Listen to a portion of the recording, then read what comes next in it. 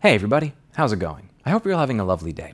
So today what I'd like to discuss is a Bloomberg CityLab article that really demonstrates that it seems like Joe Biden has the same misunderstanding of this whole work from home movement that Eric Adams did when I talked about him in this video I did 2 weeks ago titled, What's in it for you? Eric Adams was calling on all the city staff and the people that work at all these different companies in the city to come back, and on these companies to require employees to come back to the office, as if they're not able to work from home. And what I discussed in that video, what's in it for you, is that if you are able to work from home, you can do your job from home 100% fine. They really do need to sweeten the pot a little bit. Like, it cannot be all stick. At some point, they have to understand that the carrot is actually going to get people somewhere. And if you're talking about businesses that went from paying $300,000 a month in office space to paying $10,000 a month, why are they going to go back to renting that overpriced office space? If we're talking about employees that used to waste 1 or 2 hours of their day going through garbage public transportation systems or stuck in absolutely gridlocked traffic, why should they waste those 2 hours every single day again when they've learned that they can do their work from home? So I wanted to read this article and just give you some of my thoughts. So it says, will San Francisco's office workers ever come back? Between comments on Ukraine, infrastructure, and policing, President Biden's State of the Union address Wednesday also laid out his stance on working from home. It's time for Americans to get back to work and fill our great downtowns again. People working from home can feel safe to return to the office. So there's so many ways to just interpret this. So first, when it comes to you can now feel safe again. The economy cannot be turned on and off like a light switch. This is something I've been talking about a lot over the past 2 years.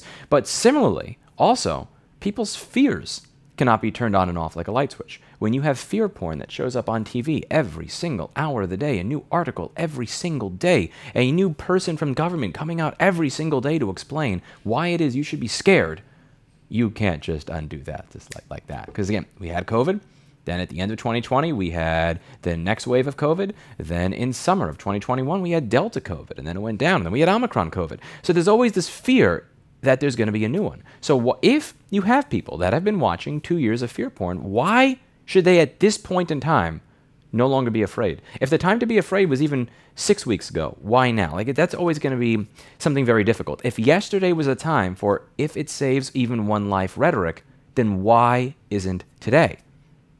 It's going to be difficult to do that. It's going to be difficult to get people out of that mindset when you've spent this much time getting them into that mindset and worked up to that particular extent. But more importantly, it's time for Americans to get back to work. When you really examine that statement, it's time for them to get back to work. What you're implying is that what they were doing from home this entire time was, I don't know, like dilly-dallying, playing basketball and, watching porn. Like, what do you think that they were doing? Do you think that no work has been getting done over the past 2 years? Do you think that simply because somebody is located in a cubicle that they're at work, but if they're located in their home office without the high rent and commute, that that's not considered work? This is something that really needs to be reconsidered. And you have to understand that this is the president saying this, and he does set the tone for a good portion of the country. Whether you like it or not, a lot of people voted for him. It says the message echoed San Francisco Mayor London Breeds. She told business leaders last month that March would be the target date for easing out of telecommuting. Of all U.S. cities, it's San Francisco that has the most catching up to do on this goal. Office vacancy rates are high, transit ridership is low, job recovery has trailed the states and the countries, and the number of employees showing up to their offices lags other big cities. Gee, I wonder why. Now, to be clear, I don't live in San Francisco, I don't work in San Francisco, I don't have a store in San Francisco. Let's just say that a little birdie told me that if I were to go to San Francisco, I would face a lot of what I faced in 33 years in New York City. So, whether it is places that are completely dilapidated, by the way, say hi to Lewis when he was about 27 pounds heavier in this video. But anyway, it's places that are completely dilapidated that want $17,000 to $15,000 a month, places that look like this that are going for $75,000 a month, and places like this or this that wind up staying for rent for literally years. I have all these different playlists over here where I walk around the city. Some of them are about 1 or 2, 3 years spaced apart, where you could see just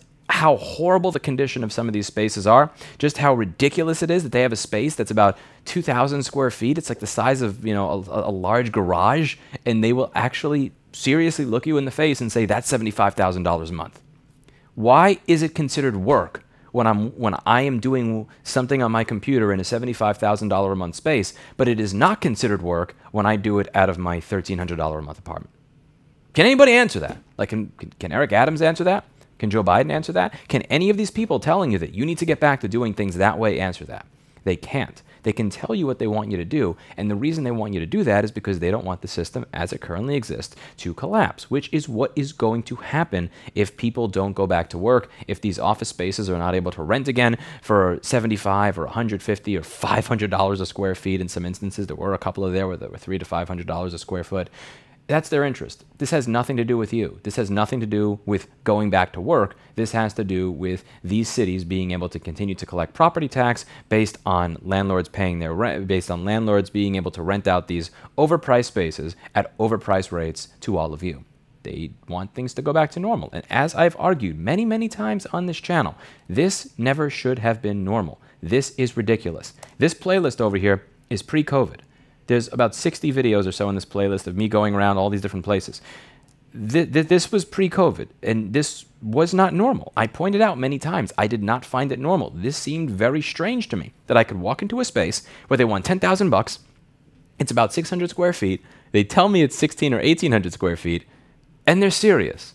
And there's a reason that these spaces are empty 1 or 2 or 3 years later. And it's not just because of COVID. COVID is simply a pin that popped a pre-existing bubble. But it wasn't the bubble in and of itself. This was never sustainable, in my opinion, and there's absolutely no reason to demand that people go back to this by implying that what they are doing at home is not work.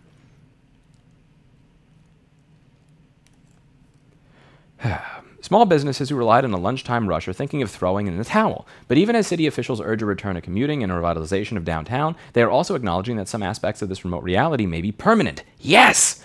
I think we need to start planning for a world of reduced office demand, Ted Egan, the city's chief economist, told Bloomberg's Romy Verge. Today on CityLab, Verge lays out the status of San Francisco's economy and the stakes of continued remote work on its future.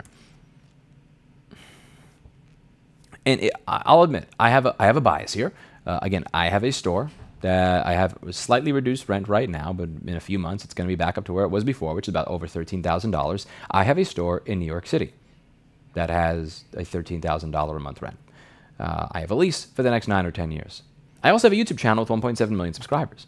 And like, honestly, sometimes it really is kind of tempting to, I don't know, like just kind of do some sort of, try to do some sort of like knockoff Casey Neistat like tour of New York City and show you how amazing it is and try to convince people that it's so cool and all the fun is happening here so that everybody comes back, because that's a lot of money. That's a lot to be on the hook for. And being on the hook for that is one of the many reasons that I have less hair and also grayer hair than I did when I started this channel.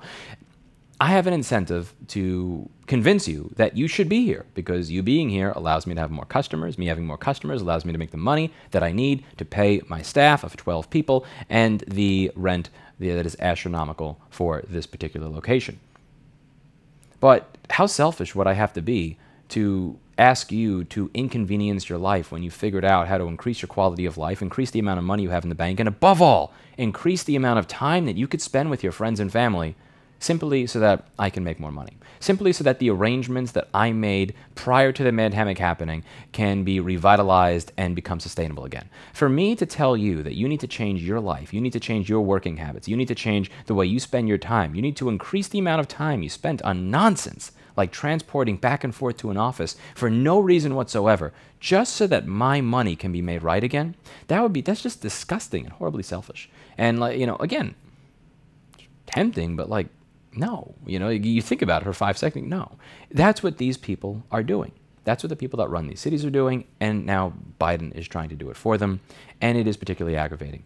Now, there are certain jobs that fundamentally do need to be done in person. Again, if you run a retail store like I do, and you have a bunch of different people that work there, that collaborate, and, you know, literally go back and forth between this desk and that desk, so this person can do this and that person can do that, when you're dealing with customers that want things back within hours, yeah, it's really difficult to kind of do this type of stuff from home. I would not be able to do this as a work from home business. It would not work the same. It would be way slower, way more inefficient. But not every business is mine. Let's be real. Not every business is mine. There are tons of businesses out there where people are more than capable of doing their job 110% effectively from home. And even if that business cannot be run completely from home, again, when we're talking about them paying $300,000 of office space every month, maybe they really only need to pay $10,000 or $20,000. So the part that needs to be in person can be in person. The part that can be done from home can be done from home. But this whole everybody needs to get back to work thing just so that the city is able to collect the property tax rates that they were before. How about you figure out a way to spend less money? I don't know, just a suggestion. How about you find a way to spend less money? Of course not. Of course not. Let me know what you think in the comments down below. That's it for today, and as always, I hope you learned something from another angry rant at the news. I will see you all in the next video. Bye now.